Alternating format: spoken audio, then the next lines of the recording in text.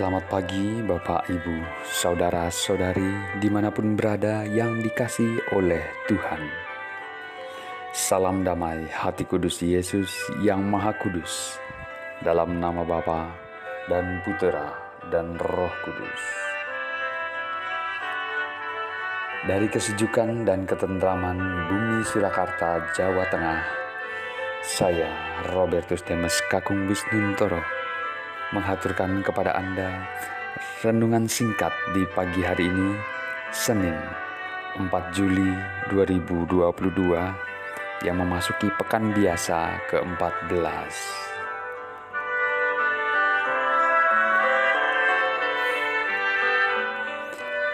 Bacaan Injil diambil dari Injil Matius bab 9 ayat 18 sampai 26.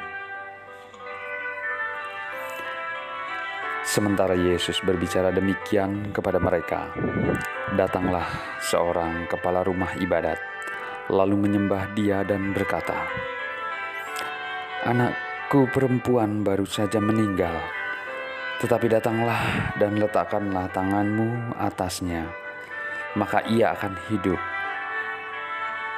Lalu Yesus pun bangunlah dan mengikuti orang itu bersama-sama dengan murid-muridnya. Pada waktu itu seorang perempuan yang sudah 12 tahun lamanya menderita pendarahan maju mendekati Yesus dari belakang dan menjamah jumbai jubahnya. Karena katanya dalam hatinya, "Asalkan kujamah saja jubahnya, aku akan sembuh." Tetapi Yesus berpaling dan memandang dia serta berkata, "Teguhkanlah hatimu, hai anakku, imanmu telah menyelamatkan engkau." Maka sejak saat itu sembuhlah perempuan itu. Ketika Yesus tiba di rumah kepala rumah ibadat itu dan melihat peniup-peniup seruling dan orang banyak ribut, berkatalah Ia, "Pergilah, karena anak ini tidak mati, tetapi tidur." Tetapi mereka menertawakan Dia. Setelah orang banyak itu diusir, Yesus masuk memegang tangan anak itu, lalu bangkitlah anak itu. Maka tersiarlah kabar tentang hal itu ke seluruh daerah itu. Demikianlah sabda Tuhan. Terpujilah Kristus.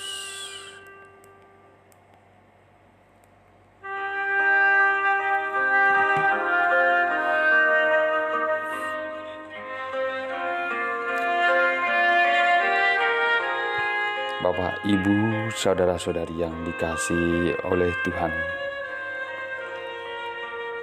apabila kita melihat dan membaca serta merenungkan perikop ini,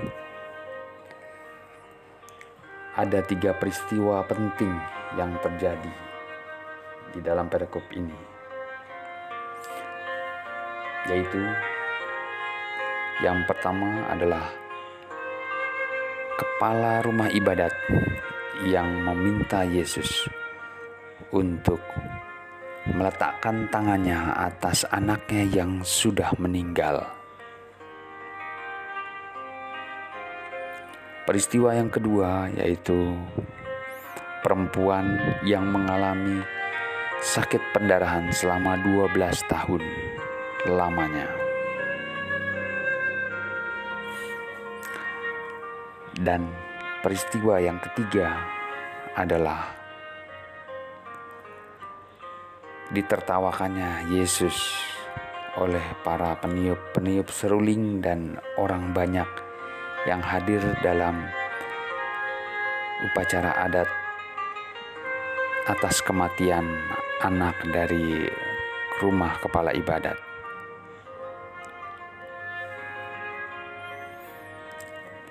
Apabila kita menelisik dan merenungkan ketiga peristiwa itu,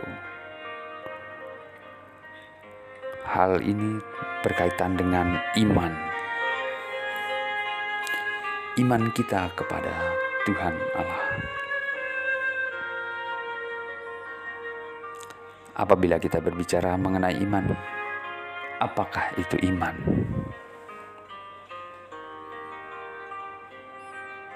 Apakah di dalam kehidupan kita sehari-hari ini membutuhkan iman?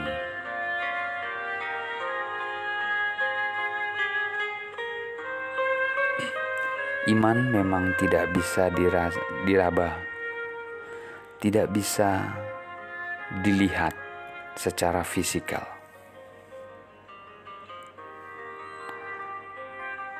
Namun, iman dapat dirasakan, membebaskan kita, melepaskan kita dari segala belenggu iblis dan kejahatan.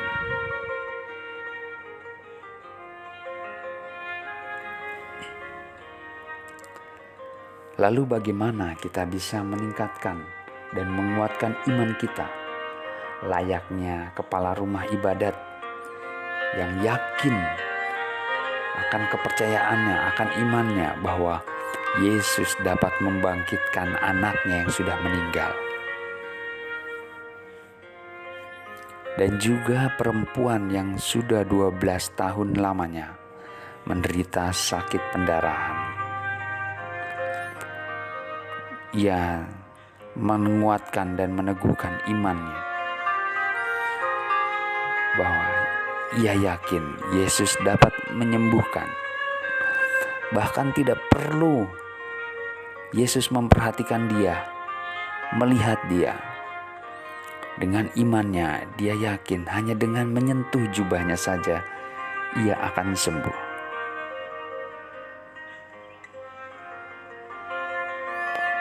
Dan dari kejadian yang ketiga ini kontradiktif sekali.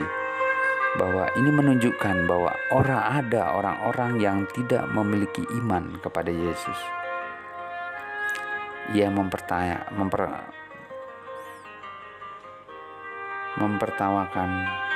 mentertawakan Yesus karena ia tidak memiliki iman kepada Yesus.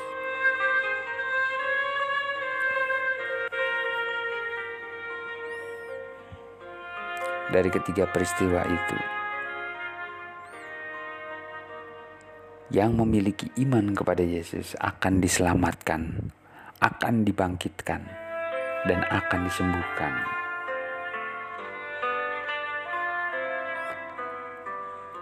Oleh karena itu, dalam kehidupan sehari-hari kita, mari kita menguatkan iman kita, meneguhkan iman kita dengan cara melihat dan memandang setiap peristiwa yang terjadi dalam kehidupan sehari-hari kita.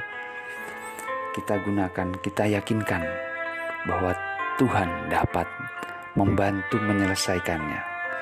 Yesus dapat meletakkan tangannya atas kita untuk membangkitkan kita kembali, membangkitkan semangat kita untuk tetap terus melangkah, melaksanakan rencana dan kehendak Bapa.